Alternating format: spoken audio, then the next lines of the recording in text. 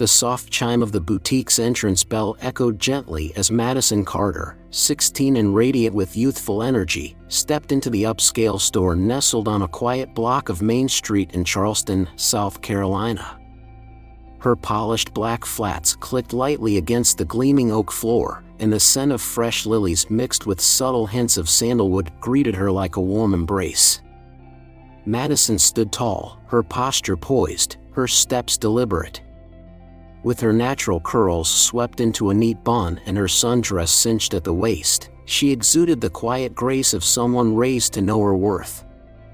This wasn't just a girl out shopping, it was a young woman coming into her own. She had passed this boutique dozens of times before, peeking through the elegant display windows that showcased flowing designer gowns and crisp linen suits, each item framed under soft golden lighting. But today was the first time she had ever walked inside. It felt like a milestone, one she had earned. Her father, Jonathan Carter, a successful entrepreneur and philanthropist, had always encouraged her to be independent and confident. Though he usually accompanied her on high-end shopping trips, today he was away on business in New York. Madison saw it as the perfect opportunity to do this on her own. The occasion was special.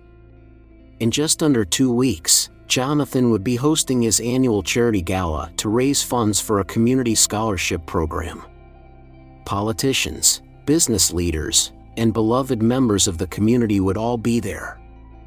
Madison wanted to look the part, not just because of who her father was, but because she belonged there, too. She was proud of what their family stood for, and she had her own sense of purpose. A new dress wasn't just about fashion, it was about stepping into her next chapter with confidence. As she moved through the boutique, her eyes sparkled with excitement. She brushed her fingertips gently over the silky fabric of a powder blue gown on the front rack, admiring the intricate beadwork along the collar.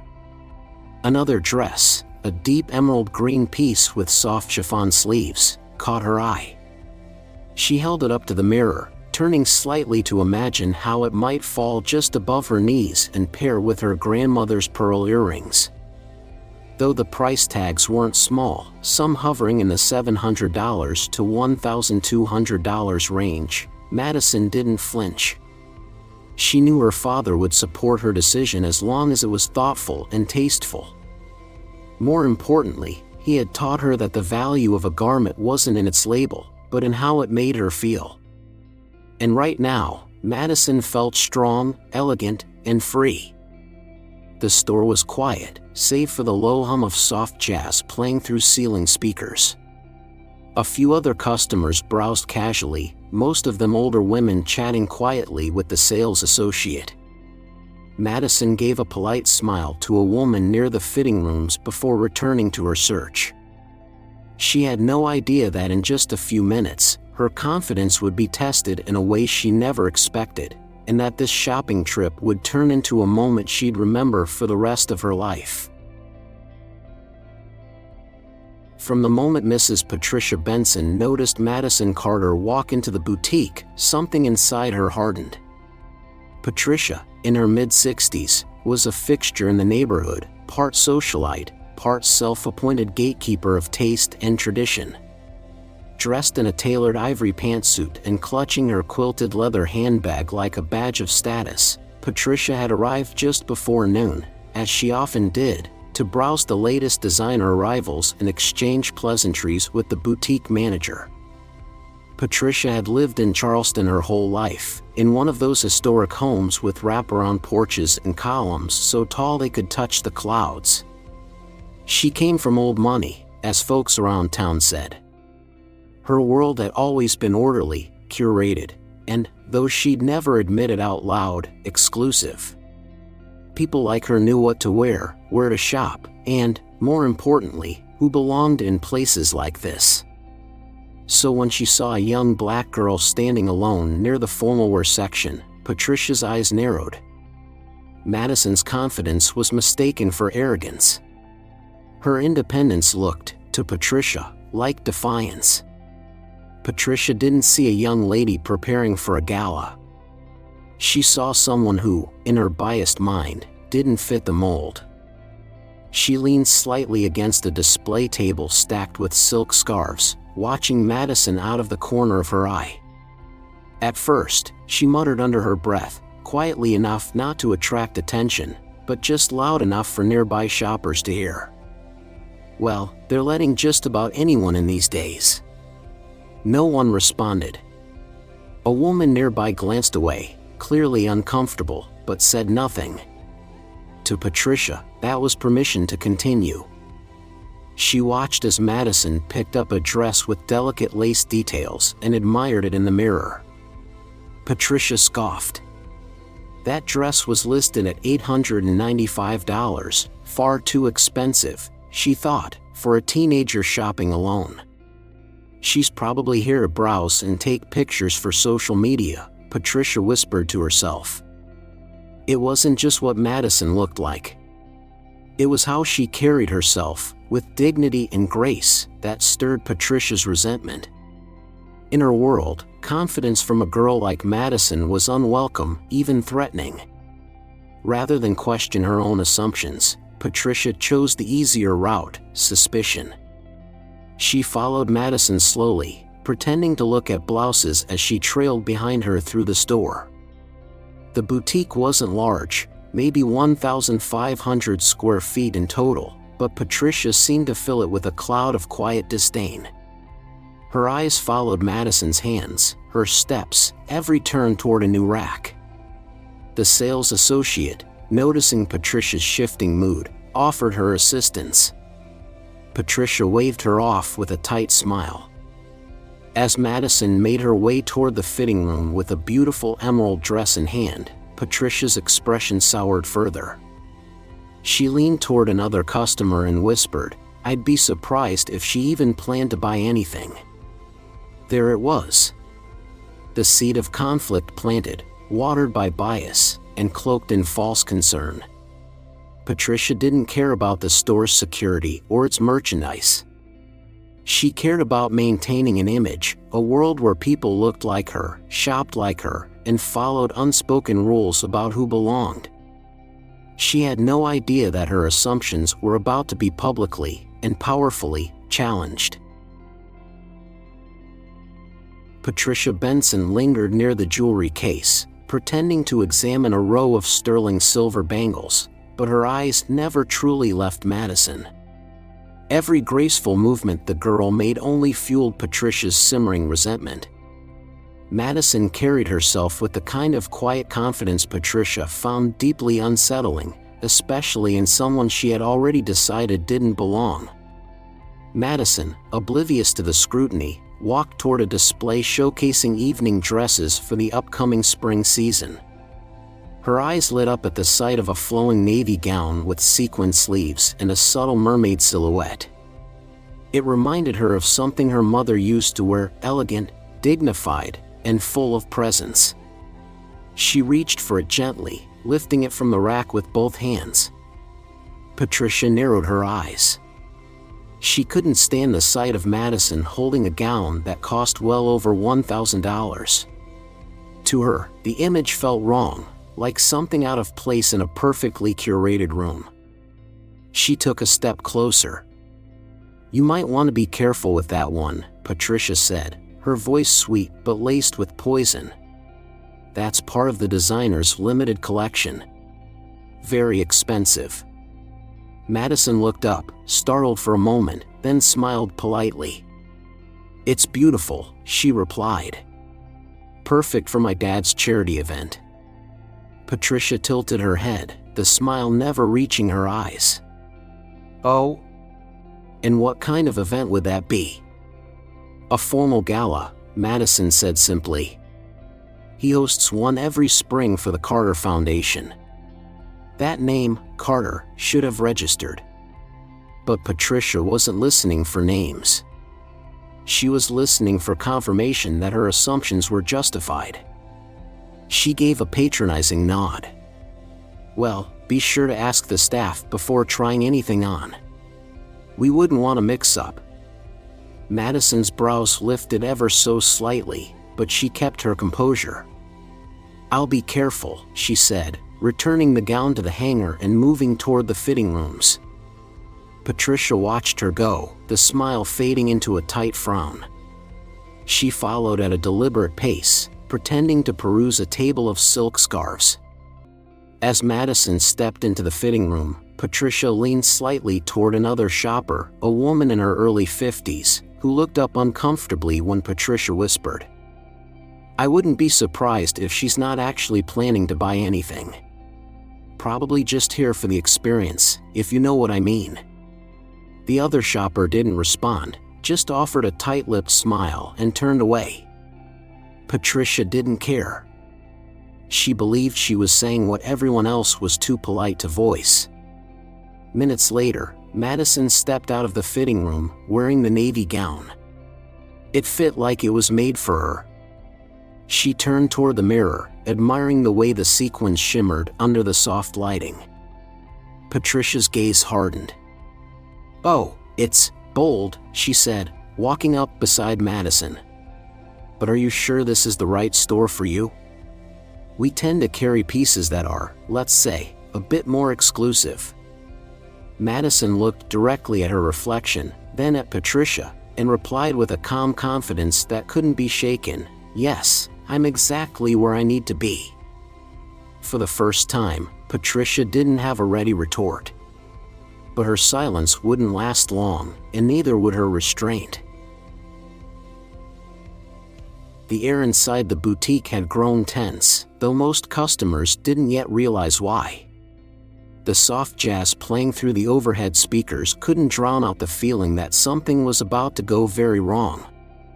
As Madison Carter stepped back into her own shoes, holding the stunning navy gown carefully over her arm, she felt a sense of accomplishment. The dress fit perfectly. She knew her father would be proud. She'd handled everything on her own, made a thoughtful choice, and stayed composed, even when faced with Patricia Benson's condescending remarks. But Patricia wasn't finished. As Madison made her way toward the checkout counter, Patricia intercepted her path. Her voice rang out, loud enough to cut through the ambient music.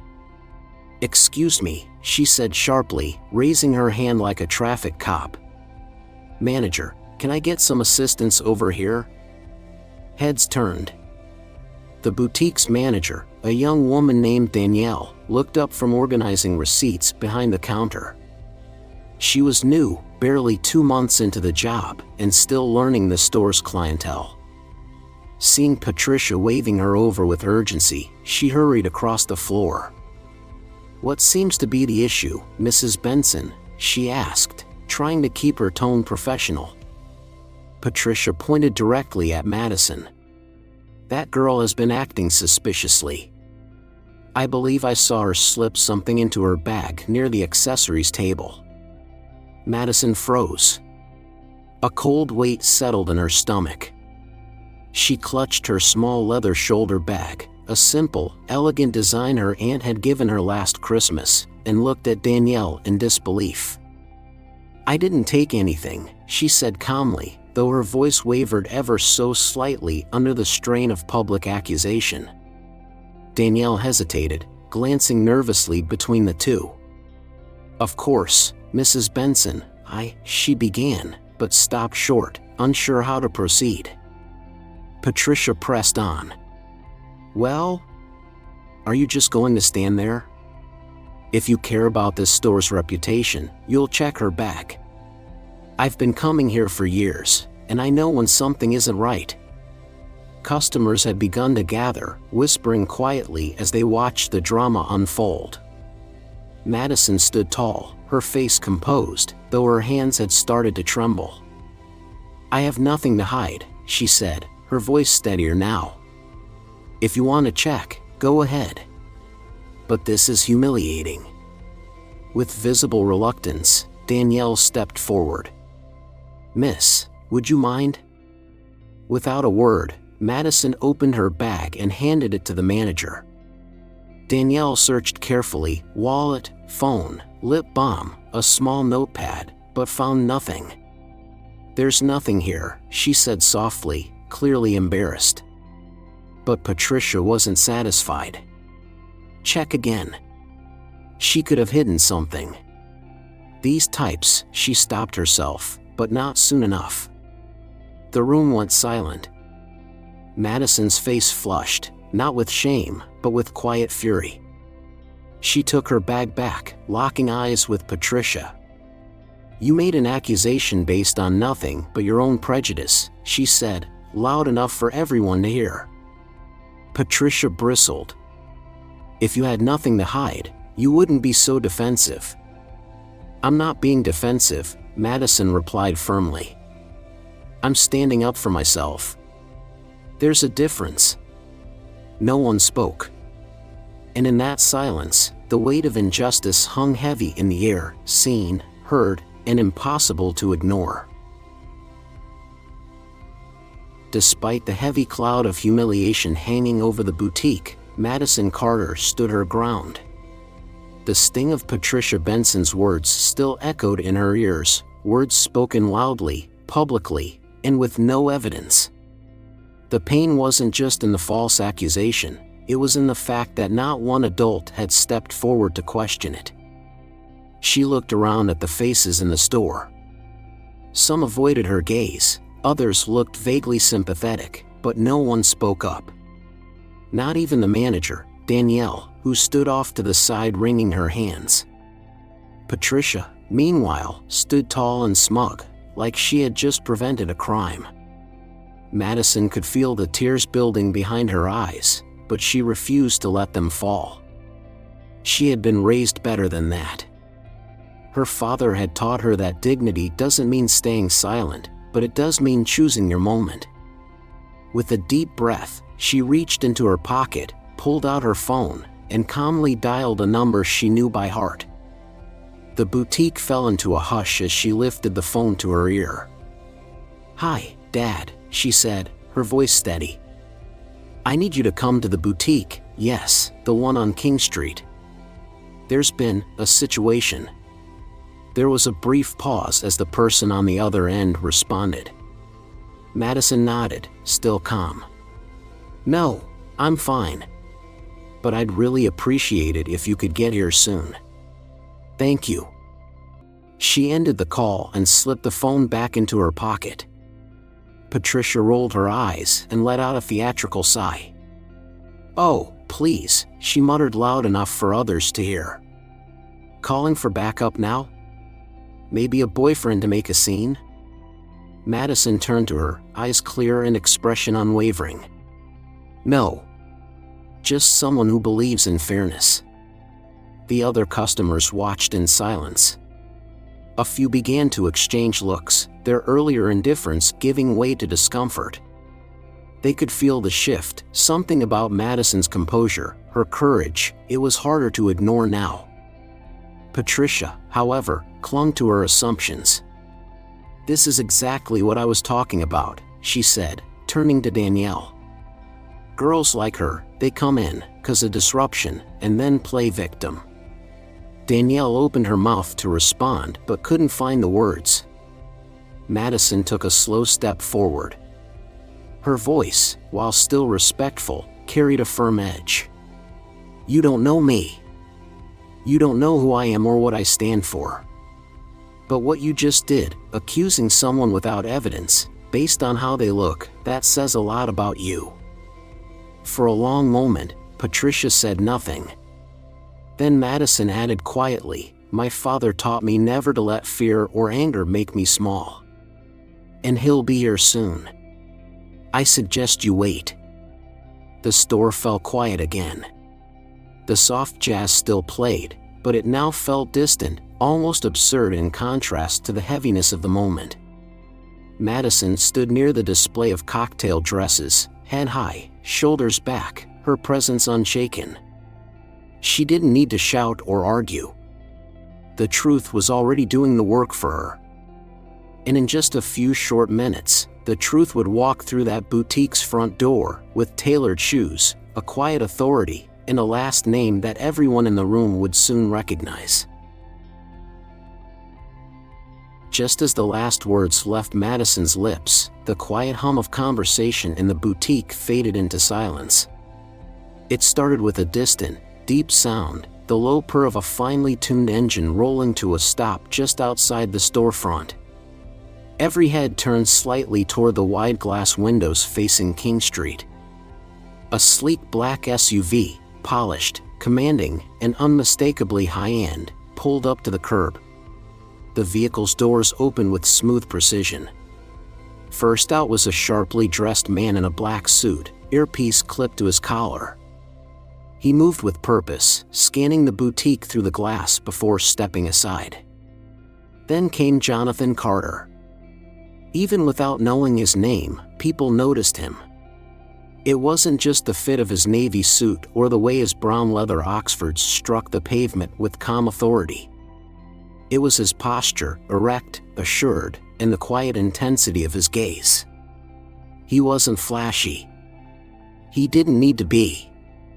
He was the kind of man who owned a room just by walking into it. The boutique doors opened with a soft chime as Jonathan entered. The security guard followed closely behind, standing near the entrance like a sentry. Inside, all chatter ceased. Even the soft jazz from the speakers seemed to hush. Danielle, the young store manager, looked up and gasped audibly. Her cheeks flushed pink. "Mr. Carter," she stammered, her voice shaky. "We weren't expecting you today."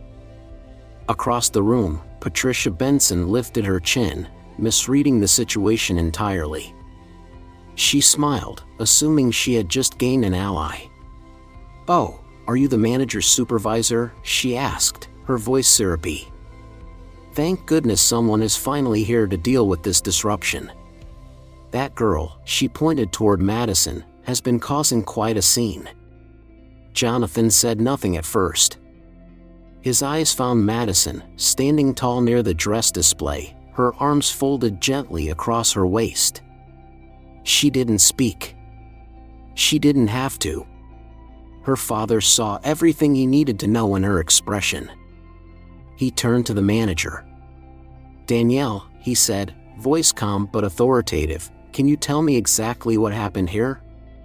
Danielle hesitated, her hands fumbling with the edge of her tablet. Mrs. Benson raised concerns about suspicious behavior, she mumbled, not daring to meet his eyes. "I checked Madison's bag.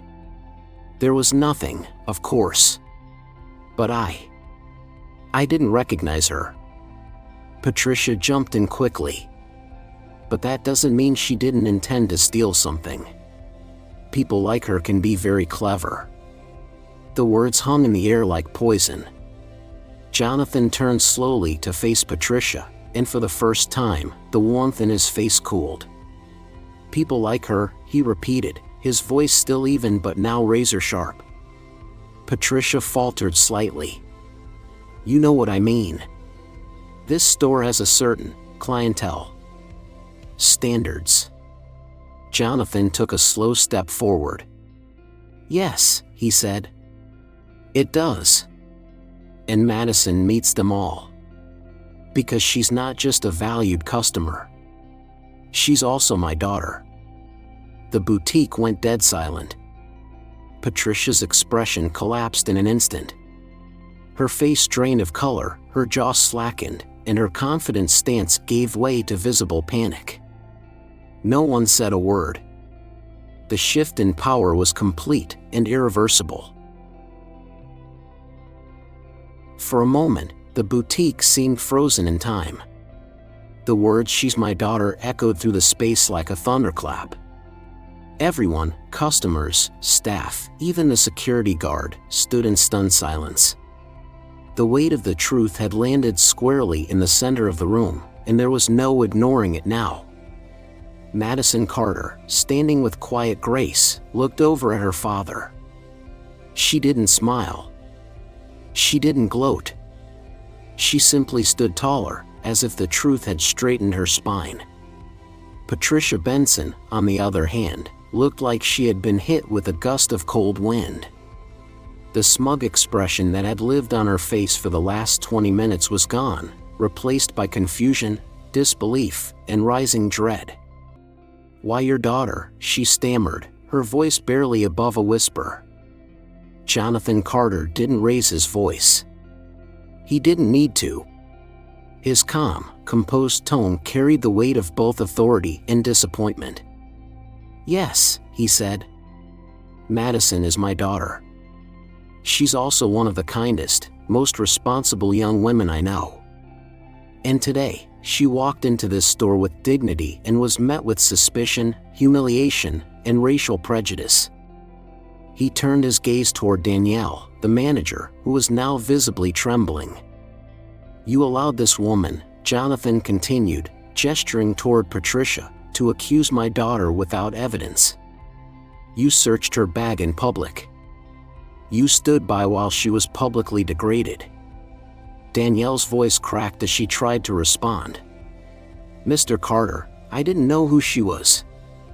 Jonathan's eyes narrowed, not in anger, but in firm resolve. "That's exactly the problem. She shouldn't need to be my daughter to deserve basic respect." Patricia finally found her voice again, though it was quivering. I didn't mean to offend anyone. I was just trying to protect the store's reputation." Jonathan took a step toward her, not menacing, but purposeful. "You were trying to protect your own comfort. Your sense of superiority. You assume the worst about a young woman based solely on how she looks. That's not protecting anything, that's prejudice." A ripple of murmurs moved through the store. Customers who had stayed silent now began exchanging glances of discomfort and even shame. A few nodded quietly in agreement with Jonathan's words.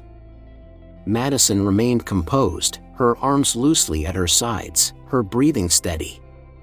But her eyes glistened, not with tears of sadness, but with resolve. Her father had not only arrived, he had seen her, heard her, and stood up for her in the most powerful way. Patricia took a half step back. I didn't know," she said weakly. "She never said who she was." "She shouldn't have to," Jonathan replied firmly. "No one should have to prove their worthiness to be treated with decency." Then, without raising his voice, he added, "You've embarrassed yourself today, Mrs. Benson. And you've shown everyone here exactly who you are." Patricia looked around the store, but there was no one left willing to back her up. The other customers now looked at her not with admiration, but with quiet judgment. The truth had come out. And it spoke louder than any accusation ever could. Silence gripped the boutique. Patricia Benson, once the loudest voice in the room, now stood completely still, her posture wilted under the weight of humiliation. Her eyes darted around, looking for someone, anyone, to come to her defense. But the same customers who had earlier remained quiet now looked away from her, their expressions marked by quiet disapproval. The air had shifted entirely, and Patricia was no longer the center of attention, Madison Carter was. Jonathan Carter remained firm and composed. Every word he spoke had been measured, calm, but laced with undeniable gravity. He wasn't just a father defending his child, he was a leader defending a principle. "Mrs. Benson," he said, his voice low but commanding, "you are no longer welcome in this store." Patricia's eyes widened. "Excuse me," she gasped. Jonathan didn't flinch. "This boutique is part of Carter & Company, a business I built from the ground up with values rooted in fairness, inclusion, and integrity. Your behavior today goes against everything we stand for. You've humiliated a young woman, made false accusations, and projected your bias onto everyone in this room." He turned toward Danielle, the manager. "Please make note, Mrs. Benson is permanently banned from this location and every Carter & Company boutique nationwide." Danielle nodded quickly, still shaken. "Yes, Mr. Carter. I understand." Patricia's face turned crimson. Her lips quivered, searching for a retort, but none came. I didn't mean. I was only trying to protect the store." Jonathan cut her off gently, but firmly. "By targeting an innocent young woman and tarnishing your own reputation in the process?" She had no answer. He turned to his security guard and gave a single nod. The guard stepped forward, not aggressively, but with unmistakable finality. "This way, please," he said. Patricia, recognizing the futility of resistance, straightened her purse and slowly made her way to the exit. Her heels clicked against the marble floor like punctuation marks in an unwelcome ending. Just before stepping through the glass doors, she turned one last time, as if hoping to reclaim some semblance of dignity. But all she saw was Jonathan standing beside his daughter, tall, unwavering, and proud. When the door closed behind her, a hush lingered for a beat. Then, as if on cue, customers began to quietly applaud. Madison looked around, a little stunned by the reaction. But Jonathan simply placed a hand on her shoulder, offering a quiet smile. "You handled yourself with more grace than most adults would have," he said. Madison returned the smile. "You always told me dignity wasn't about what you wear, but how you carry yourself.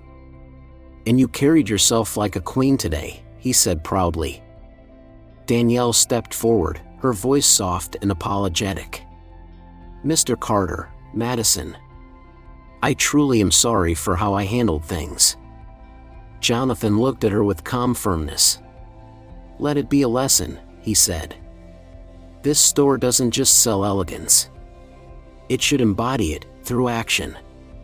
Madison gave a polite nod. "Thank you for saying that." And with that, father and daughter walked toward the boutique's back office, leaving behind a shaken crowd, a disgraced woman, and a moment no one would soon forget. It was more than justice. It was a masterclass in grace, courage, and standing tall, even when the world tries to shrink you. This story reminds us that dignity, fairness, and quiet courage are timeless virtues, ones that do not fade with age, nor lose their relevance across generations. In a world that still struggles with prejudice and quick judgment, it is often the composed strength of an individual, like Madison, and the principled leadership of a parent, like Jonathan, that restores our faith in humanity. For those of us who have seen decades of change, this story may stir memories of moments when we, too, witnessed or experienced injustice. It speaks to the importance of not remaining silent, especially when someone is being wronged for reasons as shallow as their appearance. More importantly, it shows that grace under pressure can be more powerful than anger, and that standing firm in truth is always worth it. As we guide the younger generations, let us remind them, through words and example, that respect must be unconditional, that true character reveals itself in moments of adversity, and that justice, even when delayed, must never be denied. No matter our age, we still have a role to play in shaping a kinder, more just world, one quiet act of courage at a time.